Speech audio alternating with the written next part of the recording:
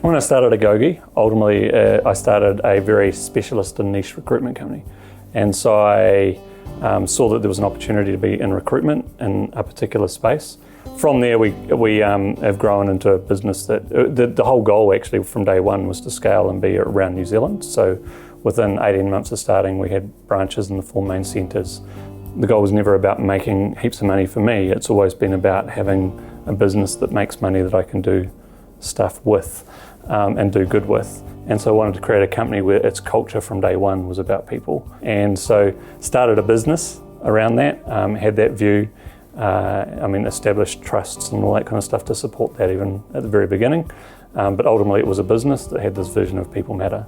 I think our journey in terms of our competitive advantage for our customer has been changing over the years. So we used to have this big vision statement that had lots of words in it and didn't really mean much and nobody ever remembered, and we ended up simplifying it down to people matter, therefore do good. And then we have these kind of values that support that. And those values really are what define who we are as an organisation and how we work. And so people matter is this ethos, it's this way of doing things that ultimately affects our day-to-day decisions. And so when you keep running up against people matter and you're encountered with a decision that might have a financial implication, then the people matter should win out. The evolution for us has more been around what does people matter actually mean. And so I talk about people matter a lot as a journey and not a destination. And so the way that we're doing people matter after 5 years of business was way different to the way that it started out. And the way that we're doing it now 13 years later is incredibly different, but we're not at the destination, so we can always do people matter so much better. And we've got a whole lot of goals around that even for 2020, and we go like when we get there, we're still not going to be at the destination, we're still just going to be on the journey of valuing people. Our real goal in having a business that's a recruitment agency is to always have people at the very core of what we do, but then also to do good. And so we're a business in that we have a goal to make profits. We compete with lots of other businesses that are in the same space that have a goal to make profit, but our ultimate aim is to do good off the back of that. I go outside because I've got pop-up sprinklers at my house, right? And I'd turn the sprinklers on and I'm pouring drinking water all over my lawn. And people have to go walk for an hour or in some cases 7 or 8 hours in a day to go collect water, and the water that they get's dirty. And so we just went that's not right. And so we started investing with a partner, and we actually had some projects in Kenya and some other places, and one of our Kenya projects, they never found water, so we invested a whole chunk of money in that. And at the same time, we're investing in Cambodia. We actually made a decision in the middle of the recession to give regardless of profit. And so we've been doing and giving money away regardless of whether we were making enough money to do that or not. But now we're kind of at that point where we're going like, okay, a portion of what we're doing is about investing into the future, and then a portion is about investing into supporting the projects and the people that we do as well. So we have 2 principal organisations. Agoge Limited is a company. It's a for-profit company, so it's not even a not-for-profit company. Our goal is to actually make money and pay tax.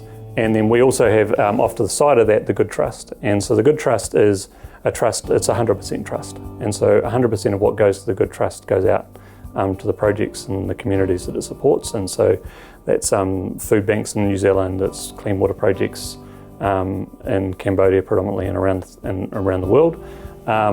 And so the reason why they're 2 separate things is that Agoge is very structured and focused on its business and behaving like a business. And it's structured on getting growth and all of those sorts of things. And then its model is that it basically passes the money out to the Good Trust, and then the Good Trust treats that and invests in projects based on what the Good Trust needs to do, not based on Agoge's business. And so it keeps Agoge kind of focused on what it needs to do, and the Good Trust focused on what it wants to do as well. I think leadership in a social enterprise is way different, actually. And it's not always that the people element can always win out, because we actually have to make money to survive, right? But it does really change the conversation a lot and often. Ultimately, our business goals in terms of our level of profitability are about half what our competitors do. So we're going, because we're a social enterprise and because we're doing good, and the stuff that we're doing even with our on-site staff it actually costs us money that our competitors aren't prepared to spend. We therefore have a profit target that's kind of about half what they're doing. And then we're still using that profit to go off and do more good and then to invest in the future.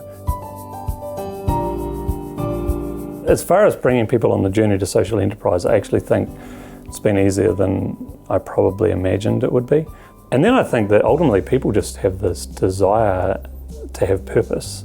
So many people are working in corporates nowadays that actually feel like their jobs don't bring purpose, that they don't do good. And so we're in a fiercely competitive industry. And I think the fact that we actually want to do good makes a radical difference to them. And so I think it's actually an easy sell. I think one of the bigger challenges actually for us is that some people come into it more thinking of it like a charity, and they're the ones that struggle with it a little bit more than people coming from business, because they come from a business environment and come into it and go like, oh wow, this is amazing, you guys are doing amazing things.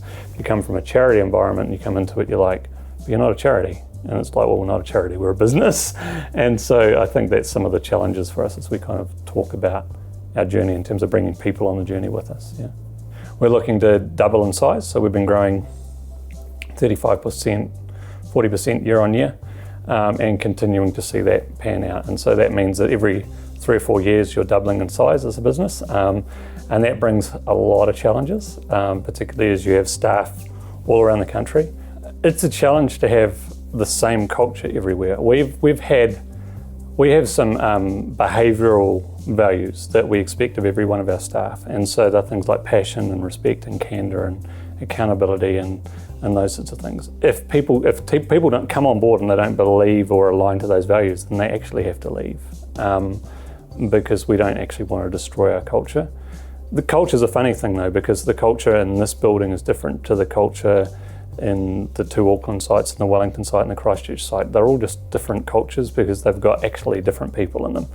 And so you're really wanting to make sure that that ethos is carried through, that you're constantly coaching people and teaching people. I have this real desire for us to be a company that exports our services.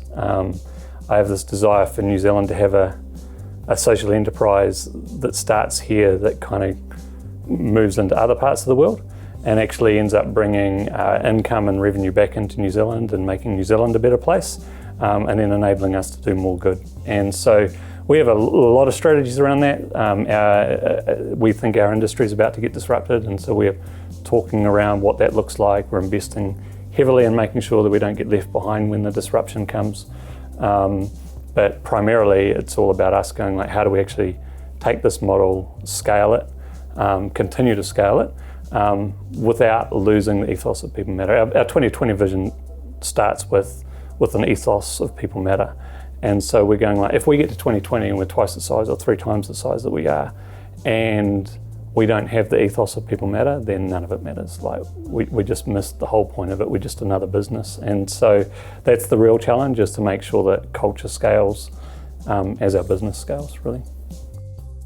I think advice for somebody setting up a social enterprise, first thing is to be really clear on your purpose. Social enterprises have this massive breadth of what they can be. So some are really trying to do social good in the business as they do the business. And then at the other end, some social enterprises are just about getting profits out the bottom and doing good with the profits. And we sit somewhere probably to that end, but more that we're trying to do good with the people that we've got and use the profits well. So being clear on your purpose is really, really important. We are not great at telling our story. It's one of the things that we're constantly trying to work on.